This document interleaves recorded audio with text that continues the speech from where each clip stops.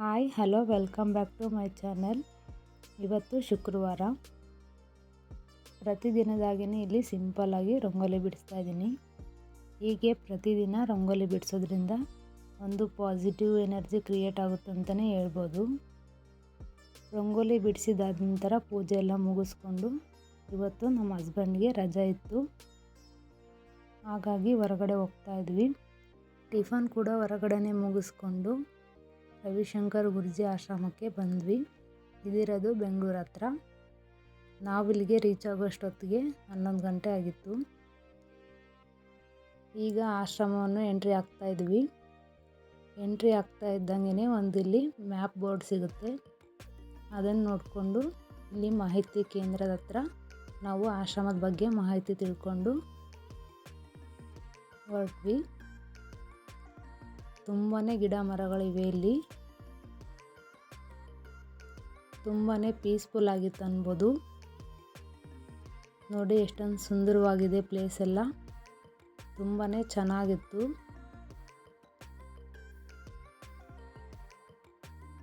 ಈಗ ಮಕ್ಕಳಿಗೆಲ್ಲ ರಜೆ ಇರೋದ್ರಿಂದ ನೀವು ಕೂಡ ನಿಮ್ಮ ಫ್ಯಾಮಿಲಿನ ಕರ್ಕೊಂಡು ಒಮ್ಮೆ ಹೋಗಿ ಬನ್ನಿ. ತುಂಬಾ ಚೆನ್ನಾಗಿದೆ ಈ ಪ್ಲೇಸ್ ಅಂತೂ.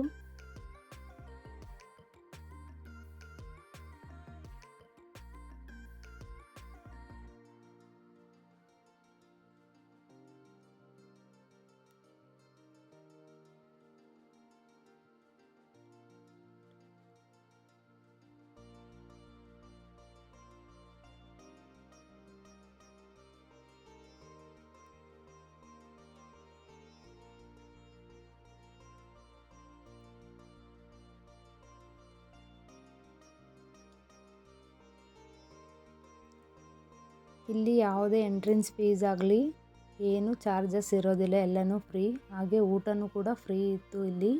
ನಾವು ಕೂಡ ಅಲ್ಲಿನೇ ಊಟ ಮಾಡಿ ಮಧ್ಯಾಹ್ನ ಒಂದು 3 ತಾಸು ಅಲ್ಲಿನೇ ಟೈಮ್ ಸ್ಪೆಂಡ್ ಮಾಡಿ ಬಂದ್ವಿ ಮನೆಗೆ. ನಾವು ಇಲ್ಲಿಂದ ಬಿಟ್ಟಾಗೇ 4 ಗಂಟೆ ಆಗಿತ್ತು. ತುಂಬ ಹೊತ್ತು ಅಲ್ಲಿನೇ ಟೈಮ್ ಸ್ಪೆಂಡ್ ಮಾಡಿ ಬಂದ್ವಿ ನಾವು. ನೇಚರೆಲ್ಲ ತುಂಬಾ ಚೆನ್ನಾಗಿದೆ ಅಲ್ಲಂತೂ.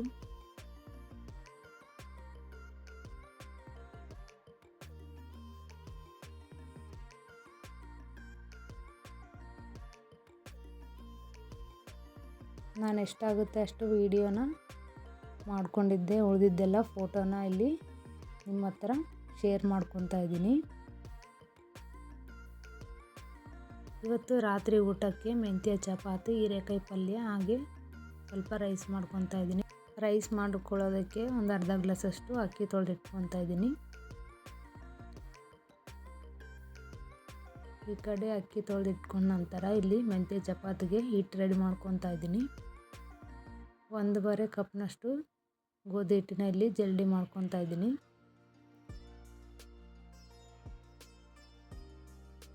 ಈಗ ಅದಕ್ಕೆ ಸ್ವಲ್ಪ ಉಪ್ಪು, ಒಂದು 1/4 ಟೀ ಸ್ಪೂನ್ ಅರಿಶಿನ, ಹಾಗೆ ಒಂದು 1/4 ಟೀ ಸ್ಪೂನ್ ಅಜ್ವಾಯಿನನ್ನು ಕ್ರಷ್ ಮಾಡಿಕೊಂಡು ಸೇರಿಸ್ಕೊತಾ ಇದ್ದೀನಿ. ಹಾಗೆ ಇಲ್ಲಿ ತೊಳೆದು ಕಟ್ ಮಾಡಿ ಇಟ್ಕೊಂಡಿರೋ ಮೆಂತ್ಯ ಸೊಪ್ಪನ್ನು ಸೇರಿಸ್ಕೊಂಡು ಚೆನ್ನಾಗಿ ಮಿಕ್ಸ್ ಮಾಡ್ಕೊತಾ ಇದ್ದೀನಿ. ಮೊದಲಿಗೆ ನೀರು ಹಾಕ್ತೇನೆ ಮಿಕ್ಸ್ ಮಾಡ್ಕೊತಾ ಇದ್ದೀನಿ, ಯಾಕಂದರೆ ಇಲ್ಲಿ ಸೊಪ್ಪಿನಲ್ಲಿ ನೀರಿರುತ್ತಲ್ಲ ಅದೆಲ್ಲ ಮೊದಲು ಬಿಟ್ಕೊಳುತ್ತೆ. ಈಗ ಸ್ವಲ್ಪ ನೀರು ಹಾಕ್ಕೊಂಡು ಮಿಕ್ಸ್ ಮಾಡ್ಕೊತಾ ಇದ್ದೀನಿ. ಚಪಾತಿ ಹಿಟ್ಟಿನ ಅದಕ್ಕೇ ಇಲ್ಲಿ ಮಿಕ್ಸ್ ಮಾಡಿಕೊಂಡು ಸ್ವಲ್ಪ ಮೇಲೆ ಎಣ್ಣೆ ಹಾಕ್ಕೊಂಡು ನೆನೆಯಕ್ಕೆ ಬಿಡ್ತಾ ಇದ್ದೀನಿ ಇಲ್ಲಿ. ಈಗ ಒಂದು 10 ನಿಮಿಷ ಇದು ನೆನೆಲಿ. ಹೀರೆಕಾಯಿ ಪಲ್ಯ ರೆಡಿ ಮಾಡ್ಕೊಳ್ಳೋಣ. ಈ ಕಡೆ ಒಂದು ಕಡಾಯಿ ಬಿಸಿ ಮಾಡಿಕೊಂಡು ಅದಕ್ಕೆ 1.5 ಟೀ ಸ್ಪೂನ್ ಎಣ್ಣೆ, ಸ್ವಲ್ಪ ಕರಿಬೇವು, ಸಾಸಿವೆ, ಜೀರಿಗೆ ಹಾಕಿ ಚೆನ್ನಾಗಿ ಫ್ರೈ ಮಾಡಿಕೊಂಡು ಅದು ಕಾದಾದ ನಂತರ ಒಂದು ಅರ್ಧ ಟೊಮ್ಯಾಟೊ ಹಾಗೆ ಕಟ್ ಮಾಡಿ ಇಟ್ಕೊಂಡಿರೋ ಹೀರೆಕಾಯಿನೂ ಸೇರಿಸ್ಕೊತಾ ಇದ್ದೀನಿ. ಬೇಗ ಕ್ವಿಕ್ಕಾಗಿ ಮಾಡ್ಕೋಬೋದು ಈ ಥರ ಹೀರೆಕಾಯಿ ಪಲ್ಯನ. ಈಗ ಸ್ವಲ್ಪ ಉಪ್ಪು ಹಾಕಿ ಬೇಯಕ್ಕೆ ಬಿಡ್ತಾ ಇದ್ದೀನಿ. ಒಂದು ಸ್ವಲ್ಪ ಅರಿಶಿನ ಹಾಕಿ ಮಿಕ್ಸ್ ಮಾಡಿಕೊಂಡು ಹೀರೆಕಾಯಿ ಎಲ್ಲ ನೀರು ಬಿಡೋವರೆಗೂ ಬೇಯಿಸ್ಕೊತಾ ಇದ್ದೀನಿ ಇಲ್ಲಿ. ಮುಚ್ಚಳ ಹಾಕಿ ಒಂದು 5 ನಿಮಿಷ. ಈಗ ನೀರೆಲ್ಲ ಬಿಟ್ಕೊಂಡಿದೆ ನೋಡಿ, ಚೆನ್ನಾಗಿ ಬೆಂದಿದೆ. ಇನ್ನೊಂದು 2 ನಿಮಿಷ ಬಿಡ್ತೀನಿ, ನೀರೆಲ್ಲ ಹಿಂಗೋಗಬೇಕು.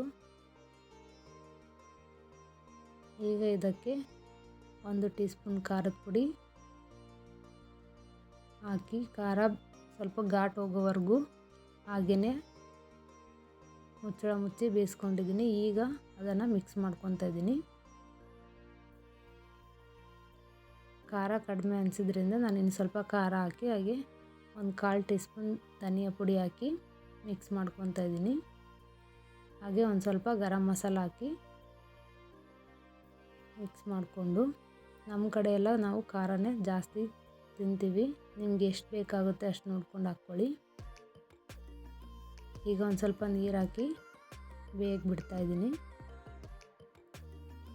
ಅದು ಆ ಕಡೆ ಬೇಯ್ತಾ ಇರಲಿ, ಈ ಕಡೆ ನಾನು ಚಪಾತಿನ ರೆಡಿ ಮಾಡ್ಕೊಳ್ತಾ ಇದ್ದೀನಿ.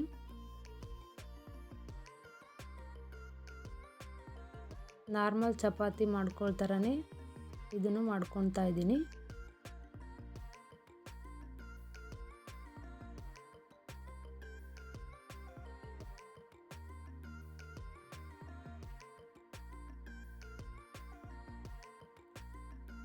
ಈ ರೀತಿ ಒಮ್ಮೆ ಮೆಂತ್ಯ ಚಪಾತಿನ ಟ್ರೈ ಮಾಡಿ. ಹಾಗೆಯೇ ಚಪಾತಿ ಮಾಡೋಕ್ಕಿಂತ ಈ ರೀತಿ ಒಮ್ಮೆ ಟ್ರೈ ಮಾಡಿ, ತುಂಬ ಚೆನ್ನಾಗಿರುತ್ತೆ. ನನಗಂತೂ ತುಂಬಾ ಇಷ್ಟ ಈ ರೀತಿ. ಈಗ ನೀರೆಲ್ಲ ಕಡಿಮೆ ಆಗಿದೆ ನೋಡಿ, ಹೀರೆಕಾಯಲ್ಲಿ ಸ್ವಲ್ಪ ಕೊತ್ತಂಬರಿ ಸೊಪ್ಪು ಹಾಕಿ ಎಣ್ಣೆ ಎಲ್ಲ ಬಿಟ್ಕೊಂಡಿದೆ. ಕೊತ್ತಂಬರಿ ಸೊಪ್ಪು ಹಾಕಿ ಮಿಕ್ಸ್ ಮಾಡಿಕೊಂಡು ಇನ್ನೊಂದು 5 ನಿಮಿಷ ಬೇಯಕ್ಕೆ ಬಿಡ್ತಾಯಿದ್ದೀನಿ. ಈ ಕಡೆ ಒಂದು ತವಿನ ಬಿಸಿ ಮಾಡ್ಕೊಂಡು ಇಟ್ಕೊಂಡಿದ್ದೆ, ಅದಕ್ಕೆ ಈಗ ಚಪಾತಿ ಹಾಕಿ ಬೇಯಿಸ್ಕೊತಾ ಇದ್ದೀನಿ. ನೀವು ಬೇಕಿದ್ರೆ ಲೇಯರ್ ಆಗಿ ಬರೋ ಹಾಗೆ ಲಟ್ಟಿಸ್ಕೊಂಡು ಬೇಯಿಸ್ಕೋಬೋದು, ಅದೂ ಸಾಫ್ಟ್ ಆಗಿರುತ್ತೆ ಚಪಾತಿ. ನನಗೆ ಟೈಮ್ ಇರಲಿಲ್ಲ, ನಾವು ಬಂದಿದ್ದೆ ಲೇಟ್ ಆಗಿತ್ತು. ಇಲ್ಲಿ ಬರೋಷ್ಟೊತ್ತಿಗೆ ಟ್ರಾಫಿಕಲ್ಲಿ 6:30ಗೆಲ್ಲ ಬಂದ್ವಿ ನಾವಿಲ್ಲಿ, ತುಂಬಾ ಲೇಟಾಗಿತ್ತು, ಅದಕ್ಕೆ ಬೇಗ ರೆಡಿ ಮಾಡ್ಕೊಳ್ತಾ ಇದ್ದೀನಿ. ನಾನು ಇಲ್ಲಿ ಮೊನ್ನೆ ವಿಡಿಯೋದಲ್ಲಿ ಅಪ್ಲೋಡ್ ಮಾಡಿದ ಹಾಗೆಯೇ ಕೊಕೊನಟ್ ಮಿಲ್ಕ್ ಮನೆಯಲ್ಲೇ ರೆಡಿ ಮಾಡಿಕೊಂಡು ಈ ಥರ ಗಾಜಿನ ಬಾಟ್ಲಲ್ಲಿ ಸ್ಟೋರ್ ಮಾಡಿ ಇಟ್ಕೊಂಡಿದ್ದೆ. ನಮ್ಮ ಮನೆಯಲ್ಲಿ ಡಬಲ್ ಡೋರ್ ಫ್ರಿಜ್ ಇರೋದು, ಆದ್ದರಿಂದ ನಾನು ಮೇಲೇ ಬೇಗ ಕೂಲಾಗುತ್ತಂತ ಅಲ್ಲಿಟ್ಟಿದ್ದೆ. ಇಲ್ಲಿ ನೋಡಿ ಹೇಗಾಗಿದೆ ಗಾಜಿನ ಕಂಟೈನರನ್ನು. ಆದಷ್ಟು ನೀವು ಡಬಲ್ ಡೋರ್ ಫ್ರಿಜ್ ಇದ್ದರೆ ಕೆಳಗಡೆನೇ ಇಡಿ, ಮೇಲೆ ಅಂತೂ ಇಡೋಕ್ಕೆ ಹೋಗ್ಬೇಡಿ. ಇಲ್ಲೆಲ್ಲ ಸಿಡ್ದೋಗ್ಬಿಟ್ಟಿತ್ತು ಅದೆಲ್ಲ ಗಾಜಿಂದು ಬಾಟಲೆಲ್ಲ, ಅದಕ್ಕೆ ತೆಗೆದು ಇಲ್ಲಿ ನಿಮಗೆ ತೋರಿಸ್ತಾ ಇದ್ದೀನಿ. ಹಾಗೆಯೇ ಇಲ್ಲಿ ಒಂದು ಕಿಚನ್ ಟಿಪ್ಸ್ ಏನಂದರೆ, ನಾವು ಮನೆಯಲ್ಲಿ ಕರಿಬೇವನ್ನ ಡೈಲಿನೂ ಫ್ರೆಶ್ ಆಗಿ ಇಡೋಕ್ಕಾಗಲ್ವಲ್ಲ, ಈ ರೀತಿ ಕರಿಬೇವನ್ನ ಚೆನ್ನಾಗಿ ತೊಳ್ಕೊಂಡು ಒಂದು ಕಾಟನ್ ಬಟ್ಟೆ ಮೇಲೆ ಹಾಕ್ಕೊಂಡು ಒಂದು 5 ನಿಮಿಷ ಬಿಟ್ಟು ಸ್ಟೋರ್ ಮಾಡಿ ಇಟ್ಕೊಂಡ್ರೆ ಯಾವಾಗಲೂ ಫ್ರೆಶ್ ಆಗೇ ಇರುತ್ತೆ. ಇದಾಗಿತ್ತು ಈ ದಿನದ ಕಂಪ್ಲೀಟ್ ವ್ಲಾಗ್. ಈ ವಿಡಿಯೋ ನಿಮಗೆ ಇಷ್ಟವಾದಲ್ಲಿ ಲೈಕ್ ಮಾಡಿ, ಶೇರ್ ಮಾಡಿ, ಸಬ್ಸ್ಕ್ರೈಬ್ ಮಾಡಿ. Thank you for watching.